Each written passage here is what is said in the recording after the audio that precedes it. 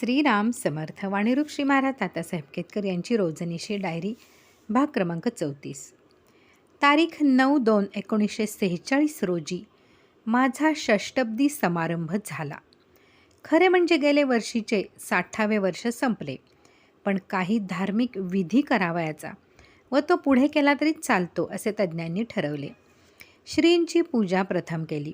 पनवेलहून श्रींच्याजवळ असलेले खांबोटे शास्त्री तसेच गुहागर व वराडचे चांगले व येथील वैदिक मंडळींनी यथासांग विधी करून घेतला. 2 वाजता सर्व विधी उरकला. नैवेद्यास बुंदीचे लाडू केले होते. पुणे व इतर ठिकाणांहून बरीच मंडळी जमली होती. भीमराव गाडगुळी यांचे आशीर्वादपर पत्र आले. बाबूराव गद्रे यांनी संस्कृत श्लोक करून पाठवले होते. हे सर्व श्रीकृपेचेच फळ होय, अगदी औपचारिक नव्हे. माझे प्रकृतिमान इतके हलके होते की हा विधी करता येईल असे वाटतही नव्हते. सर्व मुलींनी मिळून मला एक घड्याळ दिले व बाकी सर्वांनी प्रेमाचे देणे दिले. त्याच दिवशी सकाळी 11 वाजता सौ विमल जमशेदपूरहून एकटीच पण इतके दूर वेळेवर आली. श्री कृपे करून सर्व आनंदात श्रींचे दर्शन घेऊन पार पडले. चिरंजीव दिनकरची प्रकृती सुधारू लागली. मॅट्रिकला तो व सौ बाळूताई बसली होती. आजारामुळे दिनकरचा अभ्यास झाला नव्हता, त्यास यश आले नाही. सौ बाळूताई पास झाली. चिरंजीव धंद्याकडे आहे असे वाटून श्रींनी साखळकर यांचे फोटोच्या सामानाचे दुकान WD सामंत अँड कंपनी होते, त्यात अनुभव घेण्याकरता जाण्यास सांगितले. त्याप्रमाणे तो 18/7/1946 पासून जाऊ लागला. श्री कृपेनेच हे जुळले. नाशिकहून नाम जोशी हे सिक्युरिटी प्रिंटिंगमध्ये नोकरीला होते. त्यांचा थोरला मुलगा फार आजारी असल्यामुळे श्रींनी तिकडे येण्याबद्दल सारखी पत्रे येत होती. त्याला पाहण्याकरता श्री महाराज तेथे गेले होते. ताप फार व त्यातच दुसरी दुखणे असल्यामुळे तो फारच थकला होता. श्री महाराज त्यास भेटून आले व नंतर त्याचे जास्तच बिघडत चालले. ते कोणास न सांगता पायीच मालाडला यावयास निघाले. 16 मैल चालत येऊन त्यांनी आगगाडी पकडली व तारीख 4/9 रोजी मुंबईला आले. त्यावेळी दादर वगैरे ठिकाणी दंगा असल्यामुळे हिंडण्याची बंदी होती. ते स्टेशन बाहेर येऊन पोलीस शिपायास भेटले व आपले मुलाची हकीकत त्यास सांगून श्री महाराजांच्याकडे मालाडला जावयाचे आहे असे सांगितले. त्यांनी त्यांना गाडीत बसून दिले व ते सुरक्षितपणे येथे येऊन पोहोचले. त्यांचे घरी नाशिकला ते येथे आल्याचे कळवले. ते श्री महाराजांना भेटले. मुलाच्या आजारपणाबद्दल फारच परिणाम त्यांचेवर झाला होता. दुर्दैवाने त्यांचा मुलगा 6/9 रोजी वारल्याची तार आली. बेताबेताने त्यांचे कानावर घातले. त्यांस झोप येईना. रात्रभर त्यांचेवर कोणीतरी पहारा करीत होते. ते दररोज श्री महाराजांना भेटत असत. ते येथेच होते म्हणून थोडक्यात निभावले असे वाटते. पुढे त्यांची मंडळी येथे आली व ते येथेच पुढील क्रिया केली. ते मंडळींसह तारीख 24/9 रोजी नाशिकला परत गेले. पुढे बरेच दिवस त्यांचे मनावर परिणाम झालेला होताच. श्री महाराजही त्यांच्याकडे जात असत. नाम जोशीही येथे येत. त्यामुळे मुलामुळे झालेला परिणाम कमी होत चालला. बाबूराव काळे मिलिटरीतील नोकरीतून मोकळे झाले व श्रींच्या दर्शनास तारीख 4/10 रोजी येथे आले. पुढे कोठे दवाखाना काढावयाचा याच्या वाटाघाटी सुरू झाल्या व श्रींच्या आज्ञेने व डॉक्टरांच्या संमतीने कोल्हापूरला काढण्याचे ठरवले. तारीख 25/11 पासून मी 1 महिन्याची रजा घेतली. पुणे व सोलापुरास गेलो. तेथे भीमरावांनी मंगसुळी वकील यांना श्री महाराजांना बोलवण्याकरता पाठवले. म्हणून सोलापूरहून कर्नाटकात श्री व्यंकटापूर व बेलधडीत जाऊन गदगवरून पुन्हा सोलापुरास आलो. तेथून पंढरपूर मार्गाने माळशिरस नातेपुतेवरून श्री गोंदवल्यास उत्सवाकरता आलो. बरोबर सोलापूरहून रा.व्ही.एन. देशपांडे कोऑपरेटिव्ह सोसायटीमधील होते.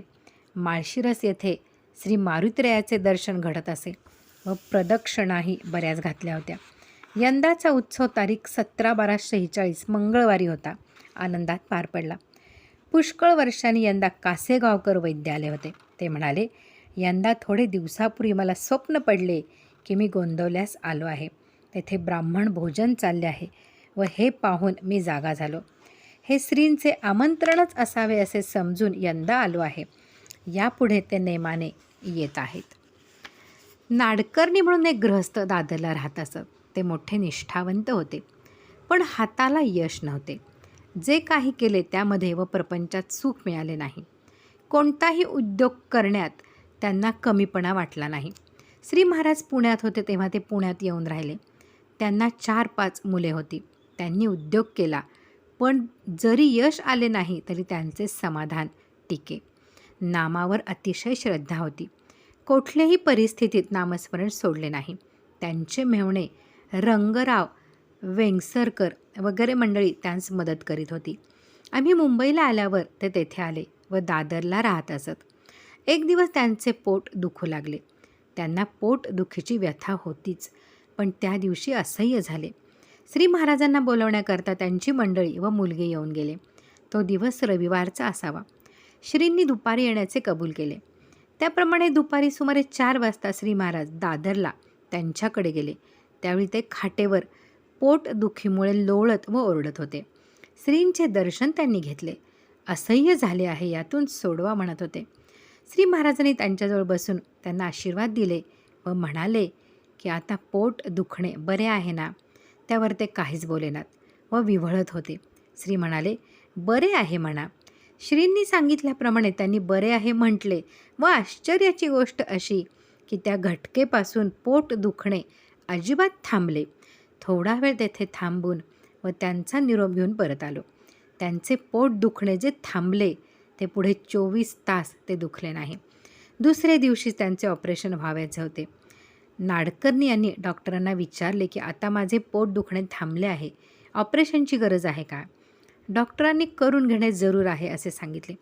पुन्हा श्रींना विचारून ऑपरेशन झाले. त्यास 4-5 तास लागले म्हणतात. त्यावेळी ते नामस्मरणात होते. ऑपरेशन चांगले झाले, पण अशक्तपणा येत चालला. शेवटी 28/2/47 रोजी त्यांनी श्रींच्या स्मरणात देह ठेवला. त्यांची 4 मुले हल्ली दादरला आहेत. वडिलांच्या पुण्याईने उत्तम चालले आहे व त्याची जाणीव मुलांस आहे. पंडितराव गोखले यांची मुलगी सौ कुसुम मध्यंतरी फारच आजारी पडली. अशक्तपणा फारच आला. डॉक्टरांचे औषध चालू होते, पण स्वतःबद्दल तिला खात्री नव्हती. त्या सुमारास श्री महाराज नाशिकला गेले होते. बराच वेळ भगवंताच्या व इतर गोष्टी तिच्याजवळ बोलत होते. त्यांनी तिला निक्षून सांगितले की आजपासून तुला बरे वाटेल. तिला उठून बसायची भीती वाटे. श्रींनी तिला धीर देऊन बसवली. पुढे ती प्रकृतीने बरी झालीच, पण श्री महाराजांच्यावर तिची निष्ठा इतकी बसली की श्रींचा अनुग्रह घेऊन ती नामस्मरण करू लागली. श्री म्हणाले, तिला आजाराने रामनिष्ठा दिली. कृष्णदास हंपीहून आल्यावर बाहेरगावी कोठे गेला नाही व उपवासही केला नाही. श्री महाराजांच्याकडे वरचेवर येत असे. श्रीही त्याचे घरी जात असत. तो आमचे घरी अगदी आपलेपणाने वागे. श्रीमंत असून तो शिकलेला होता. BComला बसला होता. खिलाडी वृत्ती होती. वैराग्य मूर्तिमंत, धार्मिक प्रवृत्तीचा व भगवंताबद्दल तळमळणारा होता. श्री महाराजांच्याकडे राहण्याकरता म्हणून तो 26/4 येथे आला. श्रींजवळ नेहमी बसलेला असे. या खेपेला फारसा बोलला नाही. हवा पालट करण्याकरता लोणावळ्यात जाण्याबद्दल त्याने श्रींना विचारले व श्री महाराजांनी तेथे यावे अशी विनंती केली. श्रींनीही येण्याचे कबूल केले. तारीख 29/4 रोजी तो लोणावळ्यास गेला. बरोबर त्याची बायको, स्वयंपाकी व गडी होता. तेथील रामाचे देवळात राहिला. दुसऱ्या दिवशी म्हणजे तारीख 30/4 रोजी बुधवार होता. रात्री श्री रामरायाच्या आरतीला देवळात गेला. तेथील पुजाऱ्यास जेवण करून या, मग पोथी वाचू असे म्हणाला. पुजारी जेवणाकरता गेला. त्यावेळी कृष्णदासास काय वाटले कोणास ठाऊक. तो घातलेल्या कपड्यानिशी श्री रामरायाच्या पायावर डोके ठेवून राहिला. बराच वेळ झाला. त्याची बायको म्हणाली, तुम्ही रामास शिवला, पुजारी काय म्हणेल? तरी काही वेळ तसेच डोके ठेवून नंतर उठला. तो तेथील माडीवर राहत होता. माडीत चढताना त्याच्या छातीत दुखू लागले असावे. वर गेल्यावर तो अंथरुणावर पडला व आपले बायकोस सांगितले की छातीवर हात ठेव व रामाचे नाव घेत बैस. श्री महाराजांची आठवण कर, दुःख करू नकोस. तिने ती स्थिती पाहून विचारले, डॉक्टरांना बोलावू का? त्यावर आता काही जरुरी नाही असे म्हणाला व स्वतः नामस्मरण करीत श्रीचरणी तारीख 30/4 रोजी रात्री 9 वाजता लीन झाला. डॉक्टरांना आणले त्यावेळी सर्व संपले होते. आईबाप भाऊ सर्व मुंबईत होते. त्यांस तारा केल्या. ते पहाटेच सुमारास तेथे जाऊन पोचले. त्या सर्वांस काय वाटले असेल याची कल्पनाच करवत नाही. इतका सद्गुणी मुलगा गेल्याचे पाहणे याहून प्रपंचात दुर्दैव कोणते. दुसऱ्या दिवशी म्हणजे 1/5/47 गुरुवारी सकाळी कृष्णदासाचे शरीर मोटारीत घालून मालाडला आणले. दामोदर शेठ, त्यांची मंडळी व 2 मुलगे व कृष्णदासची बायको अशी सर्व मंडळी श्री महाराजांना भेटली. श्रींस वर्तमान ऐकून अत्यंत वाईट वाटले. एकदम म्हणाले, शेठजींचे घरातला सूर्य मावळला. मी त्याचे दर्शन घेऊन आलो. नंतर ती मंडळी मुंबईस गेली व संध्याकाळी 4 वाजता पुढील संस्कार केला. आमचे पाहण्यात कृष्णदासाने 3 वेळा उपोषण केले. पहिले 24 दिवसांचे, दुसरे 8 दिवसांचे व तिसरे 39 दिवसांचे होते. कोणतेही वेळी त्याचे प्रकृतीत व उत्साहात फरक दिसला नाही. त्याचे लहानपणी त्याने देव भेटत नाही म्हणून अफू खाल्ली होती. तो जन्मास आला तेव्हापासून त्याच्या घरात सर्व प्रकारे भरभराट होत होती. त्याचे गुरु श्री नाथजी काठोडात होते, पण त्याचे श्री महाराजांच्यावर तितकेच प्रेम होते. श्री महाराजांच्या या अवतारात ज्या प्रमुख व्यक्ती आल्या त्यात कृष्णदास हे एक होते यात शंकाच नाही. त्याच्या स्मृतीस वंदन करून पुरे करतो. माझी बदली पुण्यात झाली त्यावेळी 1933 पुण्यात बाबा लिमे श्री रामभाऊ रानडे यांचे गुरुबंधू श्रींना भेटले. सर्वच परिस्थिती प्रतिकूल असताही त्यांचे समाधान टिके. उपासनेचे खरे फळ त्यांच्याकडे दिसे. सन 1935 सालापासून श्री महाराजांच्या सांगण्यावरून दर रविवारी श्री महाराज पुण्यात असेपर्यंत म्हणजे सन 1936 सालापर्यंत श्रींच्याकडे श्री ज्ञानेश्वरी, एकनाथी भागवत, दासबोध असे क्रमाने वाचित असत. आम्ही मुंबईत आल्यावर त्यांचा क्रम चालूच होता. तो अखंड 12 वर्ष चालला. नंतर ते अण्णासाहेब मनोहर यांच्याकडे वाचित. मंडळी कोणी असली नसली तरी त्यांचा नेम चुकवला नाही. बरोबर 12 वर्षांनी म्हणजे 7/9/1947 रोजी श्री महाराज पुण्यात अण्णासाहेबांच्याकडे गेले होते. त्या दिवशी रविवार होता. बाबा आले. त्यांनी पोथी वाचली व श्री महाराजांना नमस्कार करून म्हणाले, आपण सुरुवात केलेल्या पोथीचे वाचनास आज 12 वर्ष पूर्ण झाली. माझे आयुष्यात एवढा एकच नेम इतका वेळ कधीही न चुकता शेवटास गेला. श्रींना फार आनंद वाटला.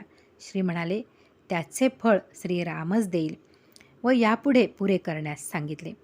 यावर्षी आणखी दुःखाची गोष्ट म्हणजे आमच्या ऑफिसातील खांबोटे हे तारीख 19/9/47 रोजी वारले. त्यांस बाबूराव गद्रे यांची मुलगी प्रमिला दिली होती. ती दोघेही निष्ठावान असून आनंदी होती. त्यांनी 6च महिने प्रपंच केला. श्री महाराजांनीच त्यांचे समाधान राखले. दुसरे म्हणजे रामकृष्ण दामले यांची पहिली बायको 7/7/47 रोजी वारली. तिला भेटण्यासाठी श्री महाराज पुण्यास तारीख 16/6/47 रोजी गेले होते. ती अत्यंत थकली होती. श्रींनी तिला आशीर्वाद देऊन नामस्मरणात राहण्यास सांगितले. असो, या वर्षीचे शेवटी सौ निर्मलाबाईस तिचे वडील जोशी यांनी श्रींस दाखवली. सर्वांस जी दिनकर यास पसंत पडली. श्रींनी तिला 20/11/47 रोजी कुंकू लावले. तो दिवस गुरुवारचा होता. श्री म्हणाले, हा मंगल प्रसंग आहे. श्री कृपेनेच सर्व घडत आहे. मला तारीख 25/11/47 पासून 20/2/48 पर्यंत रजा मिळाली. आम्ही सर्व श्रींच्या उत्सवाकरता गोंधळास गेलो. यंदा उत्सवाचा शेवटचा दिवस मार्गशीर्ष वद्य 10 नवीन पंचांगाप्रमाणे 7/12/47 रोजी होता. सांगलीस हरिभाऊ हरदास फार आजारी असून अंथरुणावर खिळले होते. सांगलीच्या मंडळींबरोबर त्यांनी श्रींस नमस्कार पाठवले व आज्ञा विचारली की दर्शनाची फार इच्छा आहे. या दुखण्यातून उठेन असे वाटत नाही. आज्ञा झाल्यास मी तिकडे गोंदवल्यास येतो. अगर ह्या बाजूला येणे झाल्यास दर्शन होईल. श्रींनी त्यांचे प्रकृतीबद्दल चौकशी केली व त्यांना आशीर्वाद कळवून मी तिकडेच येत आहे, नामस्मरणात असावे असे कळवण्यास सांगितले. उत्सव झाल्यानंतर आम्ही श्री पंढरपूरला गेलो. मंगळवेढ्यास जाऊन आलो. तेथून सोलापूर, विजापूरहून जमगीस बापू काकाकडे गेलो. गदगहून भीमराव गाडगुळी यांनी जमगीला कोणास तरी श्रींना घेऊन येण्याकरता पाठवले. मध्ये बागलकोट येथे जाऊन गदगला गेलो. त्या बाजूला बरेच ठिकाणी श्री महाराज गेले. त्यात श्री व्यंकटापूर, बेलधडी, शिरहट्टी, मुळगुंद होते. परत येताना धारवाडास मधुकररावकडे जाऊन परभारेस, सांगलीस खाडीलकरांकडे नामसप्ताह होता तेथे गेलो. चिरंजीव दिनकरचे लग्न ठरल्याचे सर्वांना कळवले होते. पुष्कळ ठिकाणी गडगनेर झाले. सांगलीची सप्ताहाची समाप्ती झाली. त्यावेळी हरिभाऊ मास्तर फारच आजारी असून अंथरुणावर पडलेले होते. उठून बसता येत नव्हते. फारच थकलेले होते व सारखी श्री महाराजांची वाट पाहत होते असे जवळची मंडळी सांगत होती. श्रींनी त्यांना आशीर्वाद सांगण्यास सांगितले होते. मी उद्या तिकडे येत आहे असेही सांगितले होते. श्री महाराज सांगलीस आले आहेत व उद्या आपल्याकडे येणार आहेत हे कळताच त्यांना फार आनंद झाला. दुसऱ्या दिवशी सकाळी स्नान उरकल्यावर श्रींच्याबरोबर त्यांच्या घरी जाण्यास निघालो. श्रींनी दामले यांस हरिभाऊंकडे पुढे जाण्यास सांगितले होते. त्याप्रमाणे ते गेले. आम्ही निघाल्यावर वाटेतच छापखाने वकील कागवाडकरांचे जावई यांनी थोडा वेळ आपले घरी येऊन जावे अशी श्रींना विनंती केली. त्यांच्याकडे जाऊन सर्वांना भेटून पुढे हरिभाऊंच्या घराकडे निघालो. श्री महाराज येण्यास निघाले आहेत हे कळताच हरिभाऊ उठून बसले. चांगले कपडे घातले, रुमाल बांधला, गंध व मुद्रा लावल्या. श्रींच्या दर्शनास त्यांची काही मंडळी आली होती. ती भजन करीत बसली होती. इतक्यात श्री महाराजांचा टांगा आला व श्री महाराज आले आहेत हे कळताच श्री महाराज आले असे म्हणाले व या आनंदातच प्राण सोडला. श्री महाराजांच्या स्मरणात व आनंदात ते गेले. श्री महाराज तेथे जमलेल्या सर्व मंडळीस भेटले व त्यांनी हरिभाऊंची भगवंतावरील निष्ठा व वैराग्यमूर्ती यांच्याबद्दल सांगितले. हरिभाऊ सांगली संस्थानात शाळेत मास्तर होते. वरचेवर श्रींच्याकडे गोंदवल्यास येत असत. पुढे नोकरी सोडून मंडळीसह श्रींजवळच राहिले होते. ते मोठे साधनी होते.